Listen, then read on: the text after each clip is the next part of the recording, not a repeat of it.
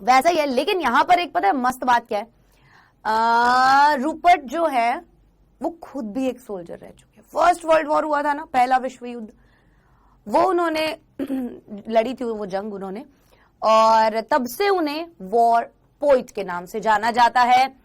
तो आज की क्लास जो होगी वो हम रूपर्ट के बारे में जानेंगे, ठीक है, और साथ ही साथ डिटेल्ड एक्सप्लेनेशन भी देखेंगे।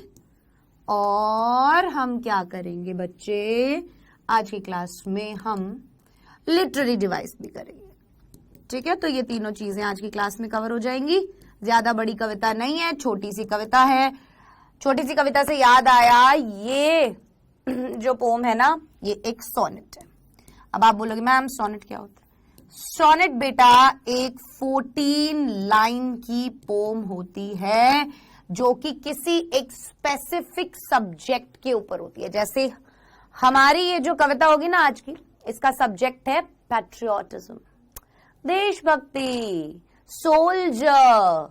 ये एक सोनेट है जो पेट्रियोटिज्म, सोल्जर, वॉर, इन चीज के ऊपर लिखा गया। तो यहां पर हमारा जो मेन ऑब्जेक्ट है, जो मेन सब्जेक्ट है actually, that is war, soldier, patriotism, इन सब चीजों के बारे में। अब आपको पता है यार, हमारे जो सैनिक होते हैं, ठीक है, कितने ब्रेव होते हैं, कितने करेजियस होते हैं हर देश के। तो उनको डेडिकेट की है कहीं ना कहीं इन्होंने ये कविता। ये खुद भी फर्स्ट वर्ल्ड वॉर जो है वो लड़ चुके हैं और तब से इन्हें वॉर पोइट कहा जाता है। काफी सारे सोनेट इन्होंने लिखे पेट्रियोटिज्म पर, ठीक है, वॉर के ऊपर, सोल्जर के ऊपर, जिसमें से जो दी बेस्ट है वो हमें निकाल कर यहां दिया गया। तो आइए सबसे पहले जानते हैं अबाउट दी पोम।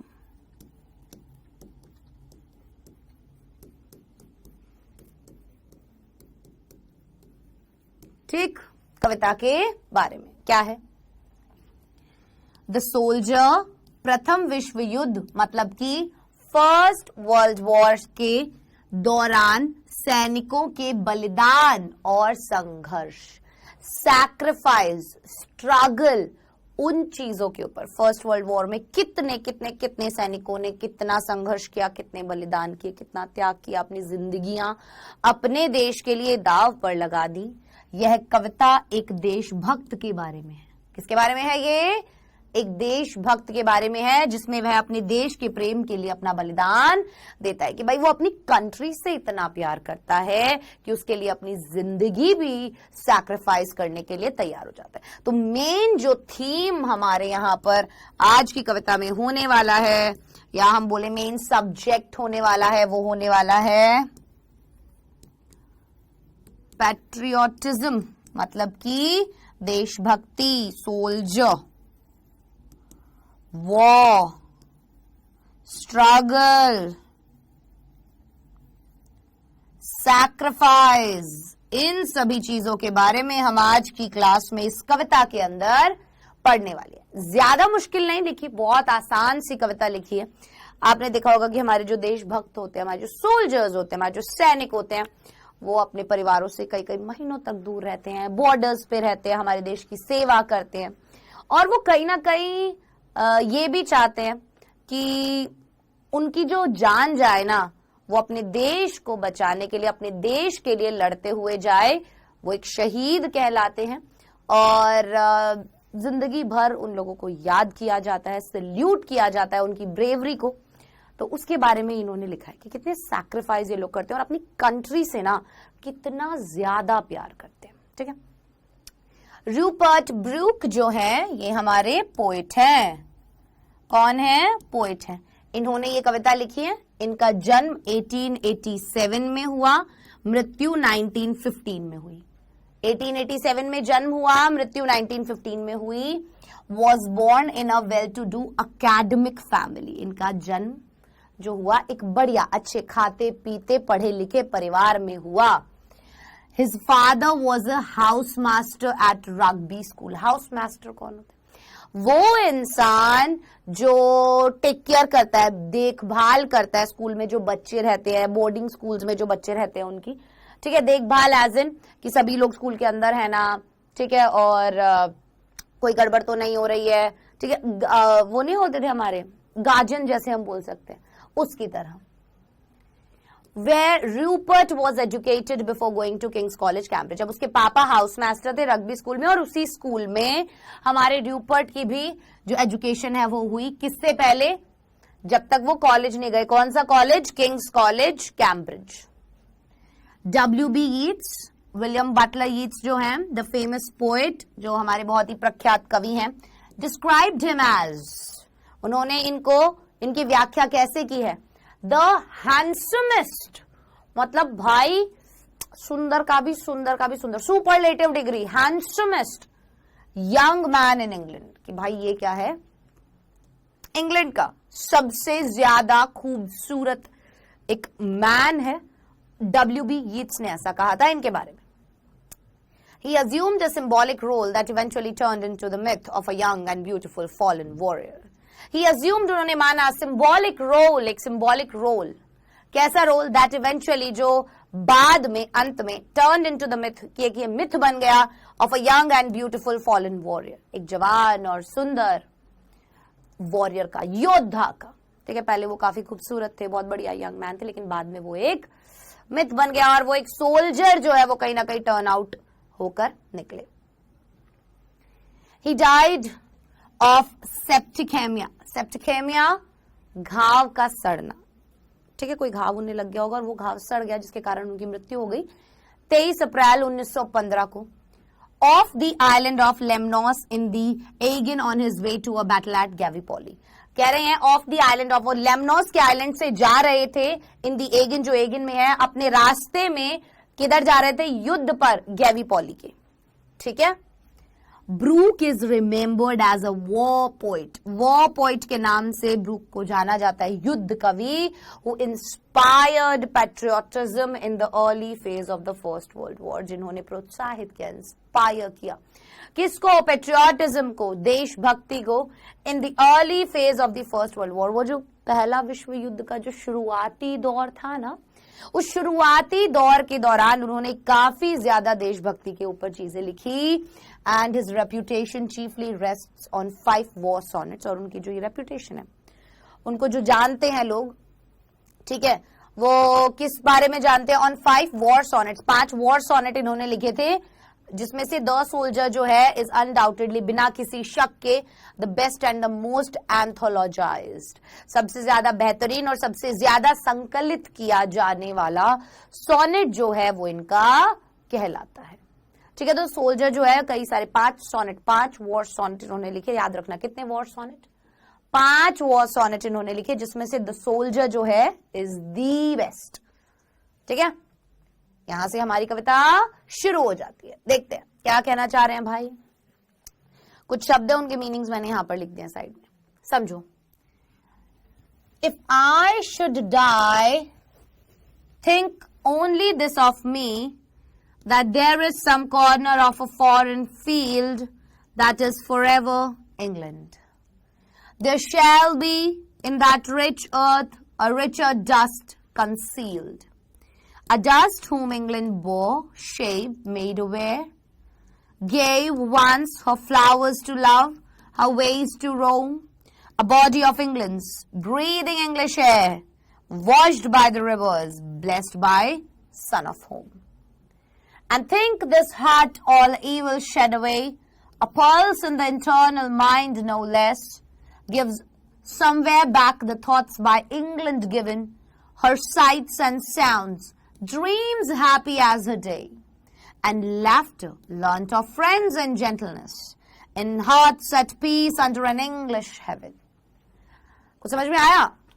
मतलब आप देखोगे कि टूटी टूटी चीजें, कुछ बातें लिख रखी है ना, समझाने की तो कोशिश करनी पड़ेगी ना, तुम्हें समझना तो पड़ेगा ही। देखो, if I should die, think only this of me, अगर मैं मर जाता, think only this of me, तो मेरे बारे में केवल ये ही सोचना, क्या? That there is some corner of a foreign land that is forever England. अब कह रहे हैं कि मान लो मैं युद्ध पर गया है ना, और वहां युद्ध लड़ते लड़ते मेरी मृत्यु हो गई, तो जिस धरती में मुझे दफनाया जाएगा वो धरती इंग्लैंड की कहलाएगी। वो हिस्सा इंग्लैंड का कहलाएगा, क्योंकि वहां पर एक इंग्लिश सोल्जर जो है वो बरीड है। समझे? There is some corner of a foreign land, क्या होगा जहां मैं युद्ध लड़ रहा हूँ, वहां पे कोई एक छोटा सा टुकड़ा होगा विदेशी जमीन का। That is forever England, जो क्या होगा वो हमेशा के लिए इंग्लैंड का होगा। और ऐसा क्यों होगा? ऐसा केवल इसलिए होगा क्योंकि वहां पर एक अंग्रेजी सोल्जर को दफनाया गया होगा। There shall be in that rich earth a richer dust concealed. कह रहे हैं वो जो विदेश की मिट्टी होती है ना, वो बहुत रिच होती है, लेकिन जब मुझे एक सोल्जर को उस मिट्टी के अंदर दफनाया जाएगा, जब वो और भी ज्यादा समृद्ध हो जाएगी, तब वो मिट्टी और भी ज्यादा समृद्ध हो जाएगी। वो यहां पर सोल्जर कितना इंपॉर्टेंट होता है, कितना मतलब कि कितना इंपॉर्टेंट की जगह अगर हम और कोई वर्ड यूज करना चाहें तो मतलब कितना प्रेशियस होता है, कितना कीमती होता है, कितना वैल्यूएबल होता है। ठीक है, कि वो ये कह रहा है कि मैं इतना वैल्यूएबल हूं, मैं एज इन सभी सोल्जर्स इतने वैल्यूएबल है कि there shall be in that rich earth rich dust concealed. Concealed मतलब हिडन। हिडन क्यों? क्योंकि जिस मिट्टी के अंदर उसे दबाया जाएगा और वो छुपे हुए होंगे वहां पर, वो मिट्टी जो है उनके वहां दफनाए जाने के बाद और भी ज्यादा समृद्ध हो जाएगी। A dust whom England bore, अब यहां पर बात कर रहे हैं वो मिट्टी जिसने जन्म दिया, बोर। अब बात कर रहे हैं वो अपनी इंग्लैंड की मिट्टी की, कि वो मिट्टी जिसने जन्म दिया, आकार दिया, made aware, gave once her flowers to love. Made aware मतलब जागरूक बनाया, समझदारी दी, इसका मतलब गेव, सब कुछ उसने मुझे दिया। गेव मतलब दिया, मतलब इंग्लैंड ने मुझे सब कुछ दिया, ये मेरा देश है, मैंने यहां जन्म लिया है, मुझे एक आकार मिला है, मुझे जो आज इसने बनाया है वो इंग्लैंड ने ही बनाया है। Gave once her flowers to love her ways to roam. उसने मुझे क्या दिया है? वहां के फूलों ने मुझे प्यार दिया है और वहां के रास्तों पर मैं घूमा हूं।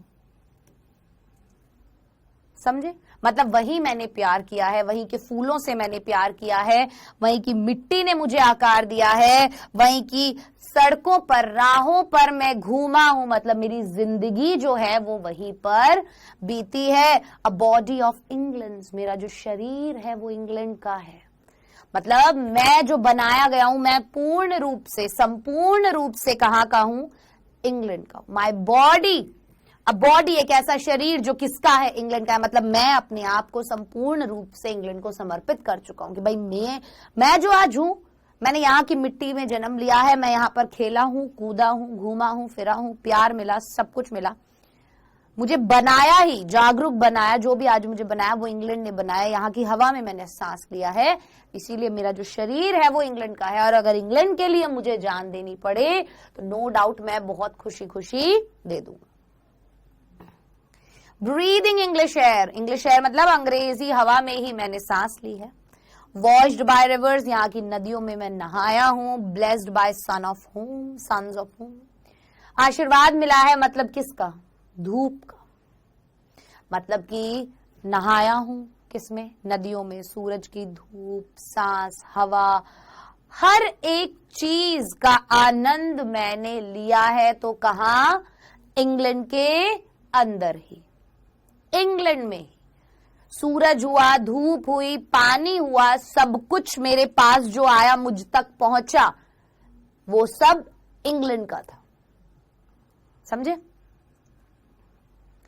And think, this heart, all evil shed away. A pulse in the eternal mind no less gives somewhere back the thoughts of England given. अब कह रहे हैं अब जब मैं मर जाऊंगा, ठीक है, तात्पर्य यही है कहने का, समझना।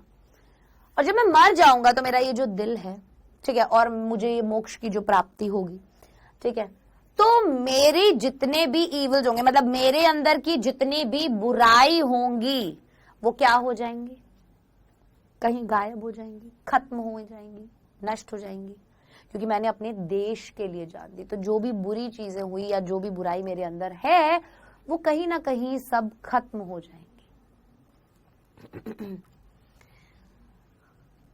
A pulse in the eternal mind, अब जब मैं मर जाऊंगा तो मेरी जो चेतना होगी वो अमर होगी।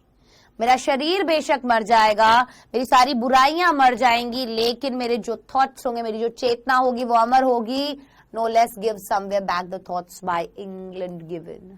और उस समय मैं वो जो अंग्रेजी स्वर्ग होगा, यहाँ पर अंग्रेजी स्वर्ग की भी बात होगी, और जब मैं जिस समय जहां भी होऊंगा मेरे दिमाग में जो विचार होंगे वो वही होंगे जो इंग्लैंड ने मुझे दिए हैं।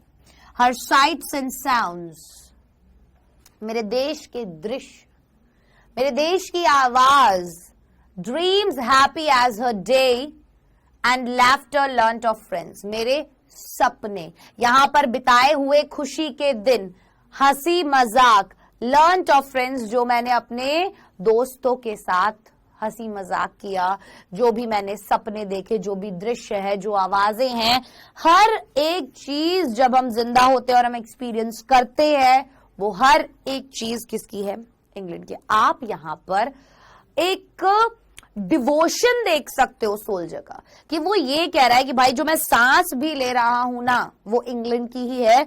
तो यहां पर उसकी देशभक्ति देखी जा सकती है इस चीज से, है ना, कि मैंने जो भी किया, आज मैं जो भी हूं, जो भी चीज मेरी लाइफ में आई, चाहे हंसी मजाक, फैमिली, ड्रीम्स, सपने, एवरीथिंग इंग्लिश है।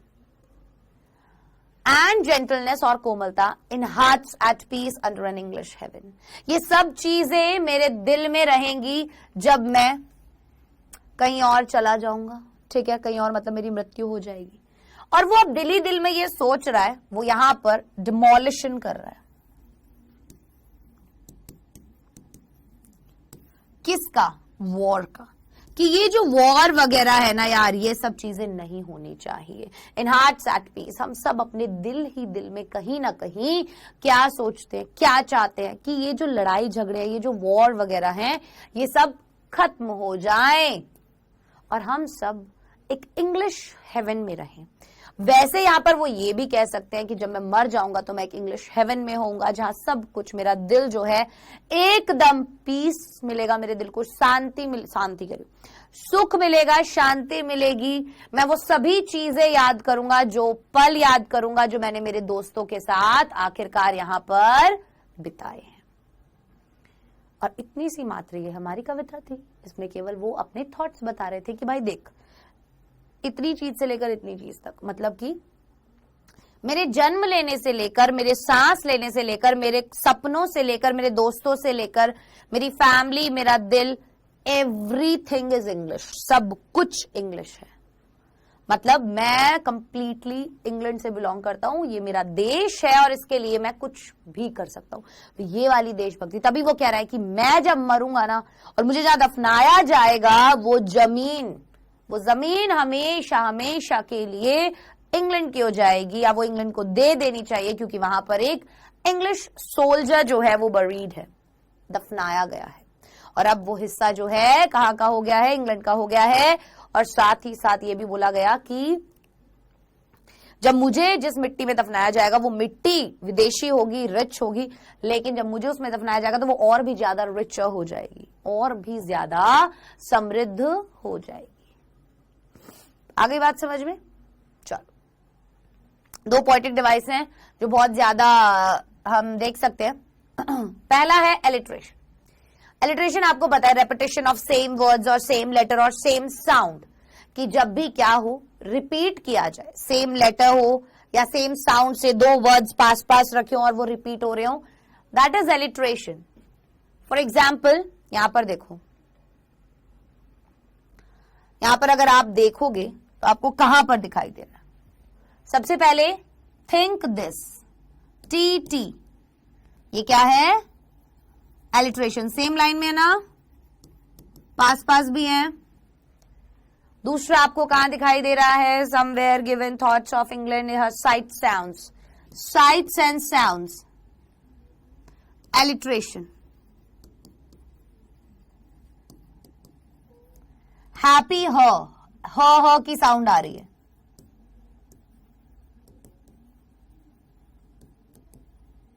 Alliteration, laughter learnt, LL, alliteration. दिखाई दे रहा है, समझ में आ रहा है एलिट्रेशन? और आपको कहां यहां पर एलिट्रेशन दिखाई दे रहा है? Think this, these are also closely placed, TT,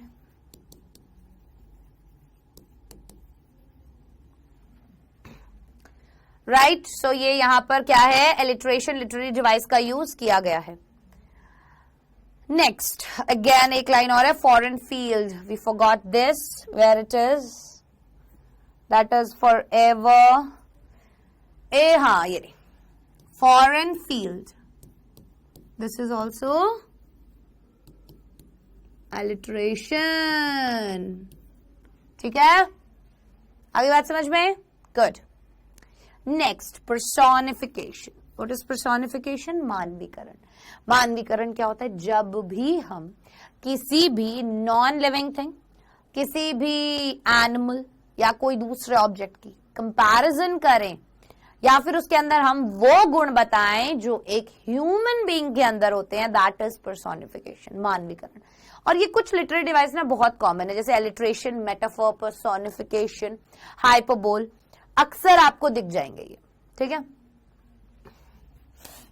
so it is a poetic device where animals, plants और इवन इनमेट ऑब्जेक्ट्स, ये एक ऐसा पोएटिक डिवाइस होता है जहां पर जानवर, पेड़ पौधे और even in animate objects, in animate objects मतलब जो निर्जीव चीजें होती है, आर गिवन ह्यूमन क्वालिटीज, उन्हें मनुष्य में जो गुण होते हैं वो दिए जाते हैं, resulting in a poem full of imagery and description. और अगर हम ऐसा करते हैं तो वो एक पूरी अलग अलग इमेजेस की और डिस्क्रिप्शन वाली पोम बन जाती है। ठीक है, सो फॉर एग्जाम्पल जैसे using the words bore, shaped, made aware, given her flowers, her way to roam, body, breathing, washed and blessed, ये सब क्या है? यहाँ पर पर्सोनिफिकेशन है, मानवीकरण किया गया है। हम यहाँ पर एक चित्र अपने दिमाग में बनाए हुए हैं।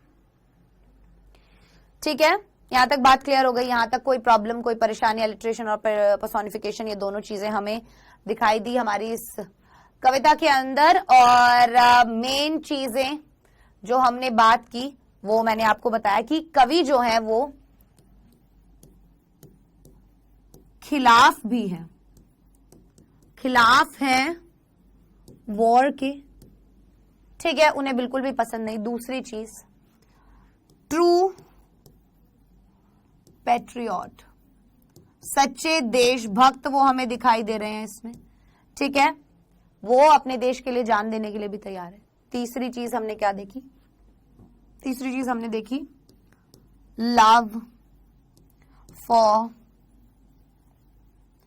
इंग्लैंड इवन आफ्टर डेथ, मृत्यु के बाद भी वो यही कह रहे कि मैं मर भी जाऊंगा ना, जो भी मेरे दिमाग में थॉट्स होंगे वो भी इंग्लैंड के अंदर, जो भी मैंने सीखा, जैसे मैंने अपनी जिंदगी बिताई, उसी से संबंधित होंगे।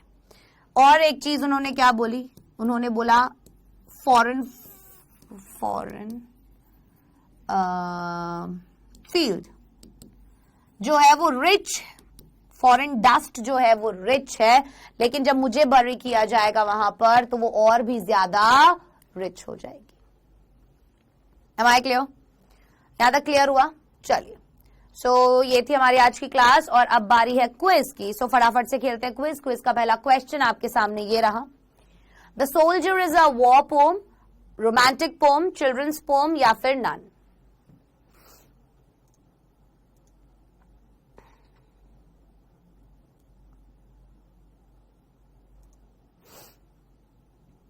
Next question, the poet expresses his indebtedness to India, Goa, China or England?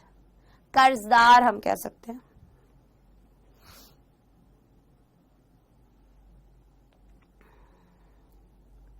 Good, so question number 1 का जवाब क्या होगा? ये क्या है? एक वॉर पोम है। ठीक है, और हमारे रूपर्ट ब्रूक को एक वॉर पोइट के नाम से भी जाना जाता था। सेकेंड वो एक्सप्रेस करते हैं, और इंग्लैंड अपना लव, अपनी इंडेप्टनेस वो किसके लिए एक्सप्रेस करते हैं? इंग्लैंड के लिए। सो आज की क्लास के अंदर हमने पढ़ा रूपर्ट ब्रूक के बारे में, जो कि एक वॉर पोएट हैं, जिन्होंने 5 सोनेट्स लिखे हैं वॉर के ऊपर। एंड ये द सोल्जर जो है, जो हमने आज की क्लास में पढ़ा, ये भी एक सोनेट है। सोनेट किसको कहा जाता है? 14 लाइंस की एक जो पोम होती है, जिसके अंदर किसी एक पर्टिकुलर सब्जेक्ट पर बात की जाए, दैट इज अ सोनेट।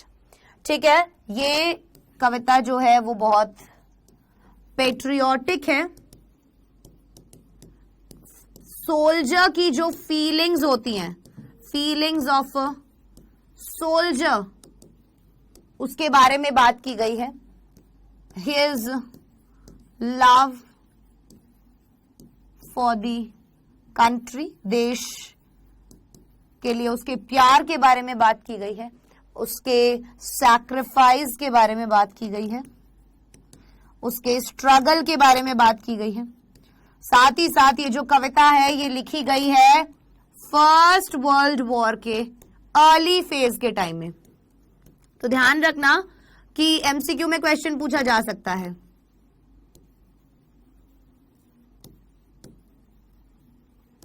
ठीक है, क्लियर हो गई ये सब चीजें? ये कुछ क्वेश्चंस हैं जो हमने आपको दिए हैं करने के लिए, सो कोशिश कीजिएगा इन्हें करने की। 6 सवाल हैं, बाकी अगली क्लास के अंदर हम इन्हें डिस्कस करेंगे ही। एंड नेक्स्ट क्लास हमारी द सोल्जर पर ही होगी। अब मैं आप सभी से इजाजत लेना चाहूंगी, मुलाकात होगी अगले लेक्चर में। सो तब तक के लिए ध्यान रखें, डाउटनेट के साथ जुड़े रहें, क्योंकि अब पढ़ना हुआ आसान।